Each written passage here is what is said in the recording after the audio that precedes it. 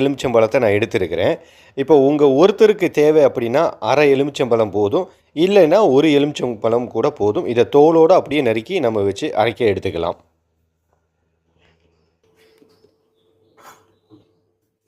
இதில் உங்களுக்கு தேவைன்னா தண்ணி கொஞ்சம் வேணால் கொஞ்சமாக ஊற்றினீங்கன்னா கொஞ்சம் அரைக்கிறதுக்கு நல்லாயிருக்கும். இப்போ அரைச்சாச்சு, இதை வடிகட்டிடலாம்.